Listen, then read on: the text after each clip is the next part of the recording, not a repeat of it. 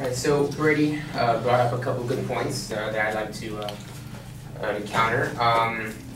One statement that he made kind of puzzled me. He stated that we have toppled the regime, claiming that we have toppled the terrorist regime in Afghanistan, which is completely false. They stated it earlier themselves. They stated that Taliban-caused casualties have actually increased. So if the regime has been toppled, how is it that they're causing deaths still? How are they still carrying out attacks? That statement kind of contradicts itself. He also mentioned the price of war, and I'm not gonna argue the fact that that war is expensive. I don't doubt that it costs money to pay the salaries of soldiers, to send equipment and troops overseas.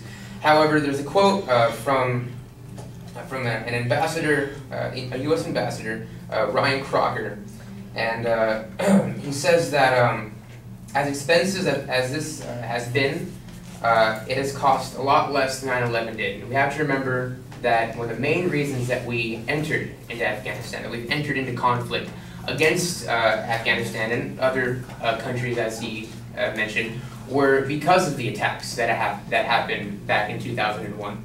And it makes it seem that there's a price that they're willing to pay for safety from future attacks, and there's a price that they're not willing to pay.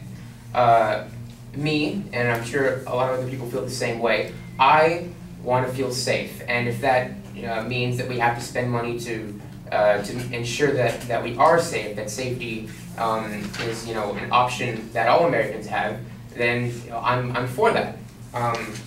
He again talked about the casualties, and he mentioned that I think it's a little over 3,400 casualties, U.S. casualties. Yeah, I remember it's around there. And there's a source that Marshall found actually, and he said, okay, and it's a site that's what was this?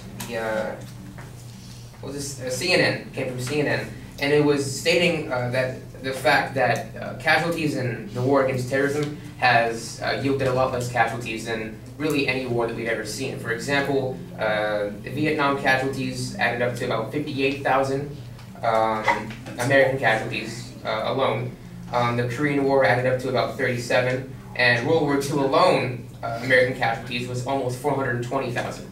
Now, while I'm not saying that less death is okay, it's an improvement, and we're able to fight the battles that we're fighting over in Afghanistan efficiently because we have the resources available to give our troops the best treatment possible.